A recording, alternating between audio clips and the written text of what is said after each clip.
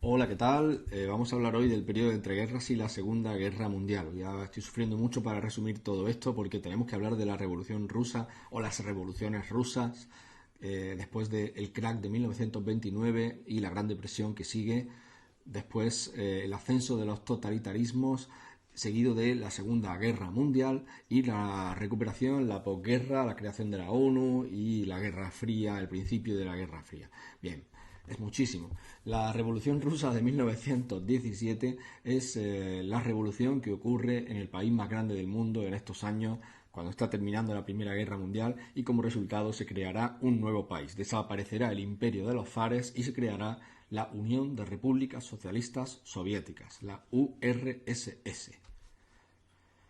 ¿Cómo era Rusia a principios del siglo XX? Pues era un país con una extensísima frontera gobernada por una dinastía muy antigua, la familia Romanov, del cual era zar Nicolás II. Nicolás II se apoyaba en el ejército, en los popes de la Iglesia Ortodoxa y en unos burócratas que organizaban su gobierno. Esos eran los pilares del zarismo. Y luego una masa de población sintiendo un gran descontento con la política, viendo que su país estaba atrasado, había muy poca industrialización, solamente en algunos lugares como el río Donetsk o San Petersburgo o en los montes Urales, muy poca industria. También un país donde hay una gran división, una gran concentración de la tierra en pocas manos y la mayoría de los campesinos son jornaleros, analfabetos, pobres. Pero además la población es muy heterogénea en el sentido de que existen, por ejemplo, los católicos que hay en lugares como el Báltico o como Polonia, los protestantes que existen en Finlandia, ciertos musulmanes, grupos de musulmanes en las repúblicas asiáticas y también importantes el pueblo judío. Hay mucho antisemitismo también y muchos judíos decidirán durante estos años emigrar, marcharse de allí y muchos irán al mandato británico que existe en Palestina, donde crearán los primeros kibbutz y con esta idea socialista ellos serán los abuelos del futuro Estado de Israel. Muy interesante también la historia de los judíos rusos que emigran a Israel. Bien, entre todo este jaleo, pues todas estas personas en las principales ciudades se crean partidos políticos. Hay algunos que son liberales y que están buscando una revolución tipo la revolución francesa, una revolución liberal burguesa, como la que de hecho ocurrirá. Algunos partidos son los liberaldemócratas, los cadetes. Luego están los socialistas revolucionarios, que también procedían de los nacionalistas, los narodniki, y son revolucionarios hasta tal punto que en 1881 incluso asesinan al zar Alejandro II. Son peligrosos los eseritas, son una formación revolucionaria, pero que no van de acuerdo con el otro partido socialista obrero, donde militan los mencheviques y los bolcheviques, un partido donde están, que fue creado por personas como Pleyanov, como Martov, y ahí también militan Lenin, y más tarde van a llegar Trotsky o personas como Stalin, estos nombres que después se harán con el poder de la revolución. También hay anarquistas, pero mientras los socialistas querían fortalecer el Estado, los anarquistas quieren todo lo contrario, quieren hacer desaparecer el Estado, así que no se llevan bien. A todo esto, en 1904 estalla la guerra con Japón. Japón ha hecho una revolución industrial fuerte y Rusia no. Así que, para sorpresa del mundo entero, Japón gana la guerra. Esto es un gran desprestigio para el zar.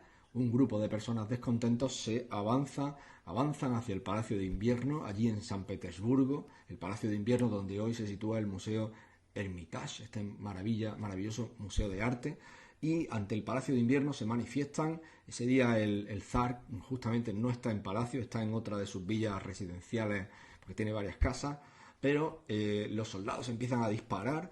El ministro Piotr Stolypin ordena una gran represión contra los revolucionarios.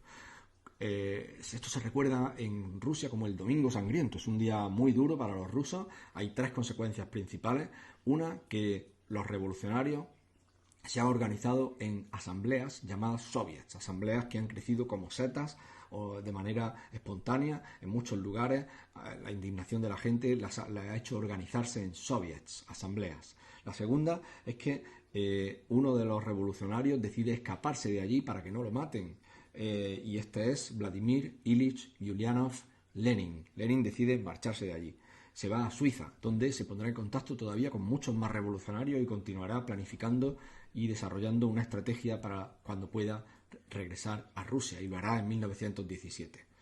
En tercer lugar, el zar decide concederle algo a los revolucionarios, va a intentar calmar para que no vuelva a haber otra revolución, y junto a la represión también crea un parlamento para Rusia, la Duma, que todavía hoy se llama así, la Duma.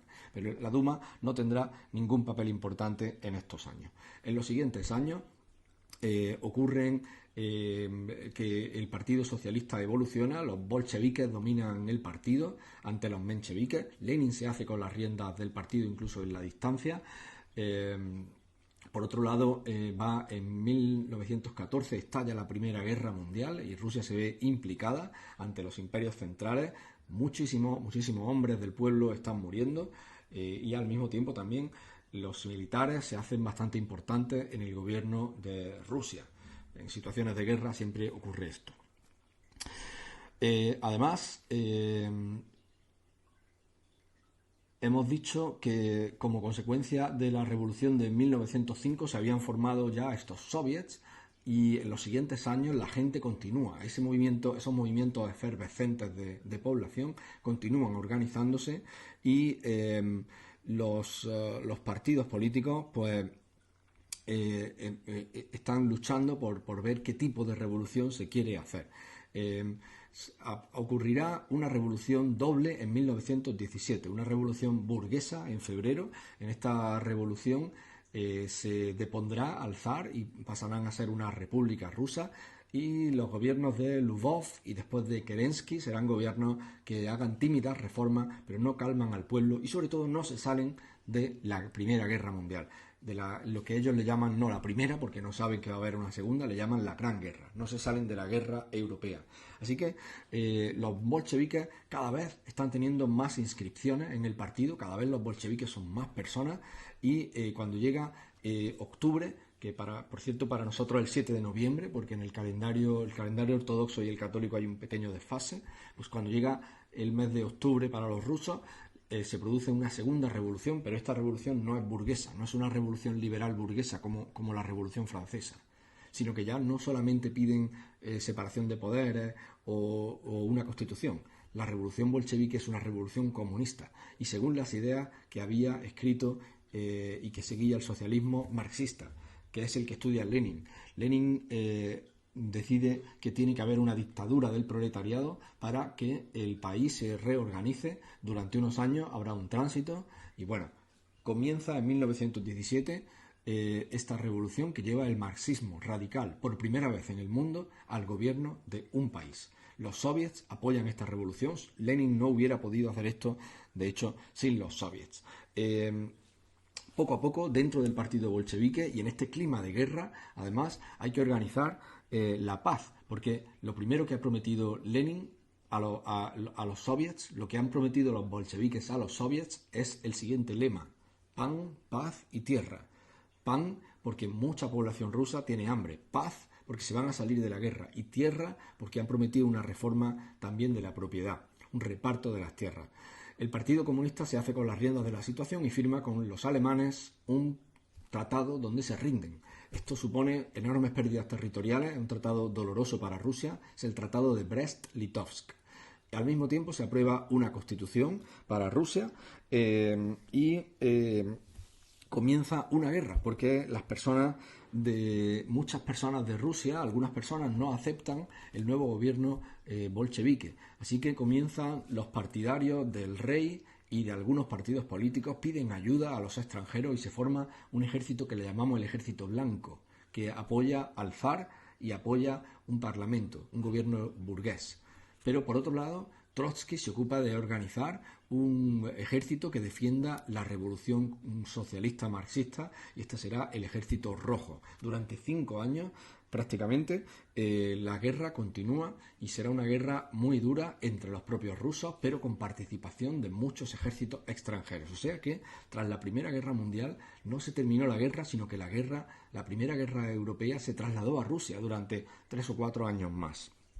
Como consecuencia, bueno, pues progresivamente Lenin va organizando en el gobierno, entre 1921 y 1924, se organiza un nuevo Estado que se llamará desde 1922 la Unión de Repúblicas Socialistas Soviéticas. Se concentra todo el poder en él, en el aparato del partido. Se declara un Estado federal donde todos los territorios pues se consideran estados que participan en un solo parlamento, digamos, y luego económicamente no se crea todavía, no se unifica a la manera marxista, no existe todavía esta dictadura del proletariado tan fuerte, sino que hay una fase de transición entre el feudalismo anterior o una mezcla entre capitalismo y socialismo que le llaman la NEP. La NEP es la nueva política económica y combina elementos capitalistas y comunistas porque Lenin se da cuenta que si le quitan toda la tierra a los aristócratas, que eran los grandes propietarios de tierra, de repente el campo dejaría de producir y esto causaría un efecto todavía peor, causaría más hambre. Lenin no puede permitir que esto ocurra porque causaría una nueva revolución, pero contra ellos, así que necesita que las tierras produzcan. Sin embargo, el poder, la salud de Lenin es muy delicada, sufre un infarto cerebral y para 1924 pues fallece en enero de 1924 y comienza una guerra dentro del partido bolchevique muy importante por el poder. En esta guerra por el poder triunfa uno de los candidatos más oscuros, pero que gobernaría mucho tiempo ya. Se trata de Joseph Stalin. Joseph Stalin, se quitaría de en medio a el otro gran rival que podría haber, era quizá el otro gran candidato a haber dominado la situación, era León Trotsky. León Trotsky tuvo incluso que largarse hasta México huyendo porque temía por su vida. Se refugió en casa de unos pintores mexicanos, de Frida Kahlo en concreto, y finalmente fue asesinado allí por un enviado a las órdenes de Stalin. Por cierto, españoles, catalanes, me parece. Voy corriendo, por eso no recuerdo bien algunos detalles. Fijaros, aquí tenéis un mapa de la nueva federación rusa que se crea con las repúblicas. Estas repúblicas no se le da tampoco elección, sino que se intenta que se integren todas en la nueva Unión de Repúblicas Socialistas Soviéticas. Aquí tenéis una fotografía en este orden. El primero de la fotografía es Joseph Stalin, con ese bigote característico y su gorra de marinero. En el centro tenéis a Vladimir Ilich Ulyanov Lenin, que sufrió un infarto cerebral y murió en enero de 1924. Y en el lateral, con barba y unas gafas pequeñas redonditas, tenéis al León Trotsky, que por cierto era judío y algunas veces le amenazaron por esta condición. Fijaros que bajo el mandato de Stalin, a partir de 1927, cuando él se hizo con las riendas del partido, Stalin enseguida se dio cuenta que tenía que deshacerse de todos los demás líderes que pudieran discutirle o que pudieran ser una amenaza para su poder. En esta fotografía tenéis a Lenin dando un discurso antes de morir, cuando estaba todavía muy bien de salud durante la revolución, y aquí en la fotografía veis a Trotsky. Muy bien, pues cuando Stalin llegó al poder no podía permitir que se viesen fotografías de que Trotsky era amigo del glorioso Lenin. Tenía que convencer a la gente de que Trotsky era un despreciable y un traidor. Entonces, ¿qué hizo Stalin? Trucó las fotografías y encontramos la misma fotografía prácticamente aquí, pero donde han borrado de la fotografía al señor Trotsky, o se difunden fotografías donde no aparezca Trotsky. Este es el mismo caso que ocurre aquí, en esta fotografía, donde uno de los colaboradores también es eliminado en la siguiente fotografía. Así que fijaros que maestro del retoque fotográfico y de la propaganda política era Stalin. Durante el gobierno de Stalin, que llamamos el stalinismo, y que duró entre 1927 y hasta el año 53, daros cuenta que Stalin será uno de los grandes y de los más importantes que estén durante la Segunda Guerra Mundial, pues Stalin impuso en su país un sistema político totalitario. No en vano, pues él venía de un país reprimido por el zar, un país donde hubo con 3 revoluciones en muy poco tiempo, la Gran Guerra, Después persecuciones, las propias luchas dentro del partido. Vamos, que Stalin solo sabía vivir en guerra y la lucha era muy dura, temía por su vida muy a menudo y él acabó con muchas vidas de otros. Un momento de conspiraciones y espionaje muy duro. Stalin no se fiaba ni de su propia sombra y él mismo mandó eliminar a muchos de sus compañeros de partido hasta que llegó a ser el líder indiscutible. Por ejemplo, sus aliados Kamenev, Zinoviev o Bukharin, muchos de ellos pues tuvieron que ser apartados del poder. Bukharin, Kaganovich. A partir de 1928 Stalin no tenía ya ningún rival en el Partido Comunista y ya a partir de ahí tampoco habría más debates, sino que ya había una sumisión total a lo que dijese el líder, Stalin. En ese momento, Stalin elimina la NEP, la nueva política económica, ya no quiere hacer un mix entre capitalismo y socialismo, sino que Stalin se dirige a crear el verdadero comunismo. En este caso, en este sentido, la economía pasa totalmente a manos del Estado y se inicia la colectivización de todas las tierras. Por un lado, se crean las cooperativas colectivas, los kolhoses, kol de colectivo, y por otro lado se crean también unas granjas estatales que están dirigidas, bueno, en cierto modo por los soviets, por eso se llaman los sovkhozes. Entonces, el kolhoz es la cooperativa campesina y el sovkhoz es la granja estatal, ¿de acuerdo? Así que son como dos tipos de empresas, pero en realidad ambas como parte de la colectivización. Además, la economía se planifica en planes que cada 5 años que se aprueban, o sea, de manera quinquenal, es decir, ahora se aprueba un plan para los próximos 5 años y no se puede producir lo que no esté preparado en ese plan, de tal manera que la economía se hizo pues muy engarrotada, muy planificada.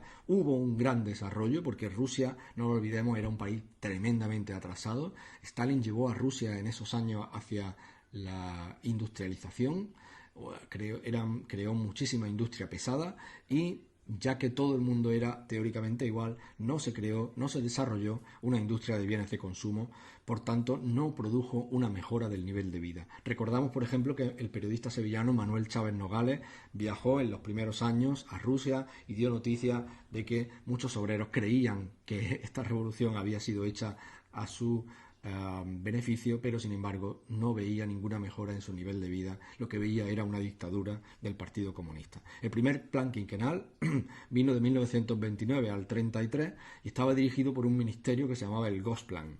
Miles de personas comenzaron a ser deportadas a campos de concentración si se oponían a la colectivización. Así que durante los años 30, en realidad, Stalin lo que organizó fue un estado del terror y se le llaman las grandes purgas stalinistas a la limpieza que él realizó a toda aquella persona que se le opusiera políticamente. Uno de los problemas que tuvo Stalin al cargarse a tanta gente fue que se cargó a muchos jefes del ejército y esto luego le creó un problema cuando llegó la Segunda Guerra Mundial. No vamos a hablar ahora de la Segunda Guerra Mundial porque hablaremos en otro tema, pero esta fotografía pues valga como testimonio de lo que le espera a Rusia cuando llegue los nazis al poder. Y bueno, esto ha sido todo. Vamos a dejar a Rusia en los años 30 con este culto a la personalidad de Stalin, un montón de hombres fieles a la cúpula del Partido Comunista. Se le llamaba esto la nomenclatura. Eran el Politburó, la unidad que controlaba esta dictadura de Rusia. El estalinismo no buscó ya nunca el internacionalismo comunista, no buscó llevar la revolución a otros países, sino que Stalin desarrolló lo que se llama el socialismo en un solo país. Es decir, el Juan Palomo, yo me lo guiso y yo me lo como, me preocupo solo por mi país, a defender Rusia, y este fue el nacionalismo ruso, comunismo autoritario, autocrático, con mucha sangre en las manos, con mucha propaganda, con muy poca libertad, que llegó a la Rusia durante los años 30 y con eso pues paramos aquí. Espero que os haya interesado este tema de la revolución soviética y continuaremos en el siguiente vídeo con la crisis de 1929, que no afecta a Rusia porque no afecta a los países comunistas. La crisis del 29 afectará a aquellos países que tienen una economía capitalista. Muchas gracias y hasta otra.